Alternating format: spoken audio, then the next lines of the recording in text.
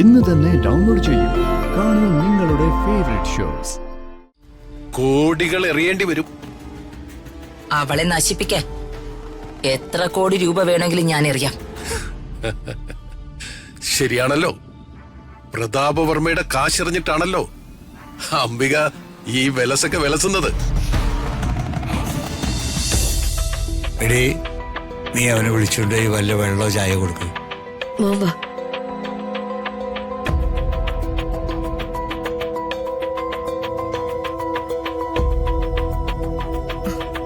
ആരായിരിക്കും ഈ കൊലപാതകം ചെയ്തത്? ജേട്ടൻ ആരെങ്കിലും സംശയമുണ്ടോ?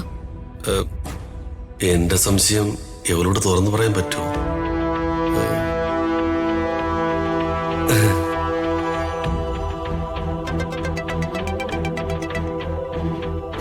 നിങ്ങളുടെ ദിവ്യമാതാവാണല്ലോ. ഇവരിവിടെ ഇല്ലേ? ഇവരെന്തിനാ എന്നെ വിളിക്കുന്നത്? ഹലോ, എന്നെ നിനക്ക് മനസ്സിലായില്ലോടി? ഇത് ഞാനാ, നിന്റെ ശത്രുവായ അമ്മായിയമ്മ. ഓ മനസ്സിലായി. എന്റെ അമ്മായിയമ്മ നയൻതാരയല്ലേ? അല്ല, നിങ്ങളിപ്പോ എവിടെയാ? വിളിച്ച കാര്യം പറയ്. എന്റെ ഒരു വെടക്ക് മോനുണ്ടല്ലോ, അവനെ വിളിച്ചിട്ട് കിട്ടിയില്ല. അതുകൊണ്ടാ നിന്നെ വിളിച്ചത്. നിങ്ങൾ പറഞ്ഞ ആ വെടക്ക് മോനെ എന്റെ അടുത്ത് നിപ്പുണ്ട്. എന്താ കൊടുക്കണോ? വേണ്ട വേണ്ട, ഞാൻ പറയാൻ പോകുന്ന കാര്യം നീ അവനോട് പറഞ്ഞാ മതി. ഞാൻ വളരെ അത്യാവശ്യമായിട്ട് ദുബായ് വരെ പോവുക. ദുബായിലേക്കോ? എന്താ ഈന്തപ്പഴം ചെത്താൻ അറബി നിങ്ങളെ വിളിച്ചോ? കളിയാക്കാതടി. എന്റെ പഴയ മുതലാളി സദ്ഗുണം നമ്പ്യാര് ചില കാര്യങ്ങൾ ഡിസ്കസ് ചെയ്യാൻ എന്നെ ദുബായിലേക്ക് വിളിച്ചു.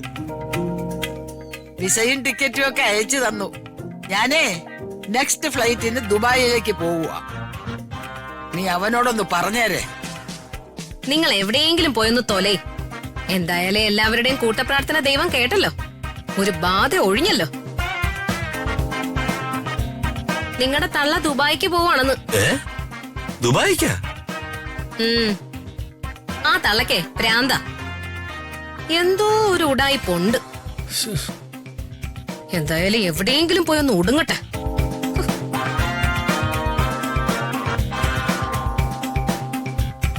തള്ളയെ ഞാൻ ശ്രദ്ധിക്കുന്നുണ്ടായിരുന്നു. വലിയ കള്ളത്തരം അവരുള്ളിൽ ഒളിപ്പിക്കുന്നുണ്ടായിരുന്നു. ആ കിളവി തന്ത്രപൂർവ്വം ഇവിടുന്ന് മുങ്ങിയതാ. ആ തോക്ക് ഇവിടെന്ന് കട്ടെടുത്ത് അമ്പിയയ്ക്ക് കൊടുത്തത് ഇവര് തന്നെ ആയിരിക്കും. ഞാനിത് ആരോടെങ്കിലും പറഞ്ഞ ആ അംബികയുടെ കൈ കൊണ്ടായിരിക്കും എന്റെ അന്ത്യം. മോള് വിഷമിക്കൊന്നും വേണ്ട. ആളറിയാൻ പാടില്ലാതെ ഞങ്ങളെ രണ്ടും മോളുടെ മേലും മെക്കിട്ട് കയറിയതാ. ഇത് ജയിലല്ലേ മോളെ, എന്തെങ്കിലും ഒരു വിനോദം വേണ്ടേ? പിന്നെ ഇവിടെ വരുന്നവരാരും നല്ല പുള്ളികളൊന്നും അല്ലല്ലോ. അതുകൊണ്ട് മോളും അത്തരക്കാരിയാണെന്ന് ഞങ്ങൾ അങ്ങ് കരുതി. പോട്ടെ പോട്ടെ, ഇനി പിരിയും വരെ നമ്മൾ തമ്മിൽ ചക്കരയും തേങ്ങാപ്പിരിയും പോലെ. മോള് തെറ്റൊന്നും ചെയ്യാതെ ചതിക്കപ്പെട്ട് ഇതിനകത്ത് വന്നതാ. ഞങ്ങൾ രണ്ടും അങ്ങനെയല്ല, തെറ്റ് ചെയ്തിട്ട് തന്നെയാ ഇതിനകത്ത് വന്നത്. ദേ കീരിക്കാട് രാധേ അമ്മായിയമ്മയെ തട്ടിട്ടാ വന്നിരിക്കുന്നത്. എന്റെ അമ്മായിയമ്മ എനിക്ക് ഒരു സ്വസ്ഥതയും തന്നില്ല മോളെ. എന്റെ കെട്ടിയവും വൈകിട്ട് പണിയും കഴിഞ്ഞ് വല്ല വെട്ടിക്കൂമ്പും വലിച്ചേറ്റി വരും. അപ്പൊ ഈ തള്ള എന്നെ കുറിച്ചുള്ള എല്ലാ കൊള്ളരുതായ്മകളും ആ മകനോട് പറയും. പിന്നെ വെളുക്കുന്നത് വരെ അയാൾ എന്നെ എടുത്തിട്ട് ഇടിയോടിടിയ. ഞാനങ്ങനെ അവസരം കാത്തിരുന്നു. ഒരു ദിവസം ബക്കറ്റ് കിണറ്റിപ്പോയി. ഇവര് വലിയ ആഴമുള്ള കിണറ്റി നോക്കി നിൽക്കുന്നത് ഞാൻ കണ്ടു. ഞാൻ പിറകെ കൂടെ പമ്മി ചെന്ന് ഒറ്റ തള്ളു വെച്ചു കൊടുത്തു. എന്നിട്ട് ഒന്നും അറിയാൻ പാടില്ലാത്ത പോലെ ഞാൻ എന്റെ പാട്ടിന് പോയി. എന്നിട്ട് അമ്മയെ കാണാനില്ലെന്ന് പറഞ്ഞ് ഞാനും എന്റെ ഭർത്താവും കൂടെ അന്വേഷണം തുടങ്ങി. ഒടുവിൽ പോലീസ് വന്നു. അതിനു മുമ്പേ തള്ള കിണറ്റില് വടിയായി കിടക്കുന്ന കണ്ടു. എന്തിനേറെ പറയുന്നു, വനിതാ പോലീസുകാരെത്തി. അവരുടെ ഒരൊറ്റ നോട്ടത്തില് ഞാൻ സത്യം മൊത്തം പറഞ്ഞുപോയി. അതൊന്നും പോലെയല്ല ഇത്. മോൾ ഒരു തെറ്റും ചെയ്തിട്ടില്ല, ആരും കൊന്നിട്ടുമില്ല. പിന്നെ എന്തിനു കുറ്റക്കാരിയായി ഇവിടെ വന്നു എന്ന് ചോദിച്ചാ നമ്മളൊക്കെ തമ്മി ഇങ്ങനെ പരിചയപ്പെടണമെന്ന് നമ്മുടെ 3 പേരുടെയും തലയിൽ എഴുതിയിട്ടുണ്ട്. മോള് ധൈര്യമായിട്ടിരിക്കുക, ഒന്നും സംഭവിക്കില്ല.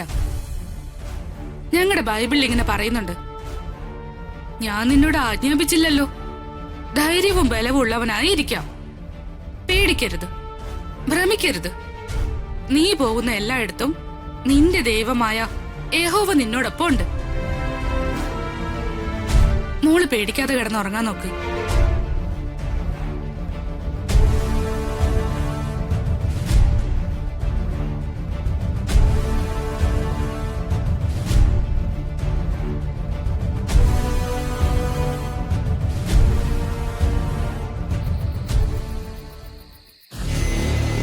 അത് അംബിക പറഞ്ഞത് ശരി തന്നെയാ. ഇവിടം വരെ എല്ലാ കാര്യങ്ങളും നമുക്ക് അനുകൂലം തന്നെ ആയിരുന്നു. ഇനി മുമ്പോട്ടും അങ്ങനെ തന്നെ ആയിരിക്കണമെന്നാണ് എന്റെ വിശ്വാസം. അങ്ങനെ വിശ്വസിച്ച് നമുക്ക് മുന്നോട്ട് പോകാൻ പറ്റില്ല അനന്തപിള്ളേ. കാരണം അവളെ രക്ഷിക്കാൻ പ്രതാപനും രാജുവും പുറത്തുണ്ട്. എന്തൊക്കെ പറഞ്ഞാലും അധികാര കസേരയിലിരിക്കുന്ന ഒരു മന്ത്രിയാ പ്രതാപൻ. അവനെ നമ്മളെ വിചാരിക്കുന്നതിനപ്പുറം സ്വാധീനമുണ്ട്. ഏത് വിധേനയും മകളെ പുറത്തു കൊണ്ടുവരാൻ പ്രതാപൻ ശ്രമിക്കും. അവൾ ഈ കേസിൽ നിന്ന് ഊരിപ്പോന്ന പിന്നെ പിടിച്ചാ കിട്ടില്ല.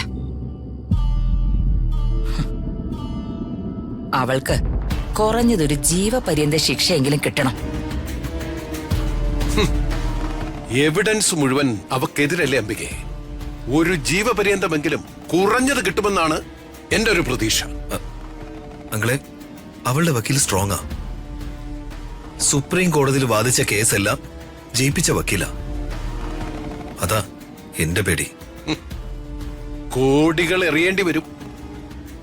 അവളെ നശിപ്പിക്കാൻ എത്ര കോടി രൂപ വേണമെങ്കിലും ഞാൻ എറിയാം. ശരിയാണല്ലോ, പ്രതാപവർമ്മയുടെ കാശെറിഞ്ഞിട്ടാണല്ലോ അംബിക ഈ വിലസൊക്കെ വിലസുന്നത്. അനന്തപിള്ള ഐഡിയ പറയും. ഇത്തിരി റിസ്ക് ആണ്, എന്നാലും നമുക്കത് നടപ്പാക്കിയെടുക്കാം.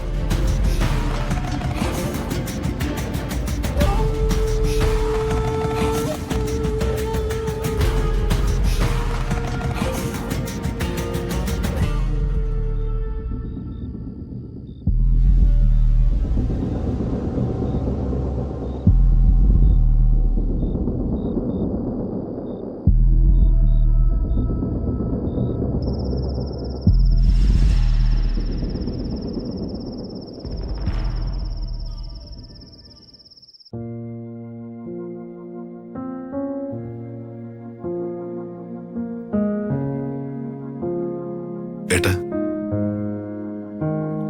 നമുക്ക് വിദേശ രാജ്യങ്ങളിൽ എവിടെയും പോയി ട്രീറ്റ്മെന്റ് നടത്തിയല്ലോ ഏട്ടാ. അവിടേക്ക് ആകുമ്പോ ഫലപ്രദമായ ചികിത്സകൾ കിട്ടും. ഏട്ടന് എളുപ്പത്തിൽ പോകാനും പറ്റും. ഏട്ടൻ മിനിസ്റ്റർ അല്ലേ? സേര, പദവികളൊന്നും ദുരുപയോഗം ചെയ്യാൻ ഞാൻ തയ്യാറല്ല. അകലേ